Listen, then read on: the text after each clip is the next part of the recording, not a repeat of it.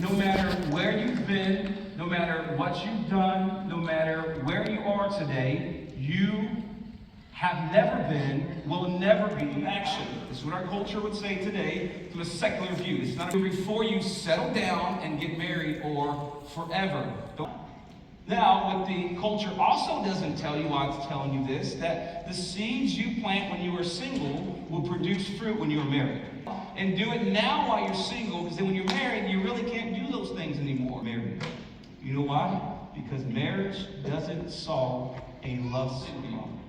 Right? Some people say, I'm single and it's a burden because I'm incomplete without marriage. And I think, from my experience, that the church can unintentionally cultivate this idea that you are not complete until you are married. A view that people don't often look through. The view says this: my singleness is a gift from God, which gives me an opportunity to serve God and others in unique ways.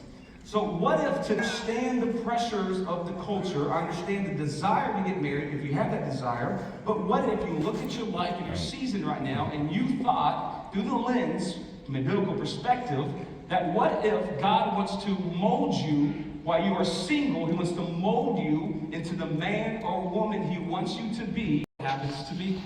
They had wonderful questions that was really birthed out of a place of purity. And they were sincere. They just wanted to please God. You have to be sure that your heart is ready to receive what He has to say. So as I was studying this, I was wondering how many of them read Paul's letter back to them and got angry. How many of them in this culture read Paul's letter and said, if you're asking me how to be single, if you're asking me how to be pure, I'll tell you. I wonder how many of them asked with a sincere heart and rejected the idea of help direct them. He didn't write this to shame them.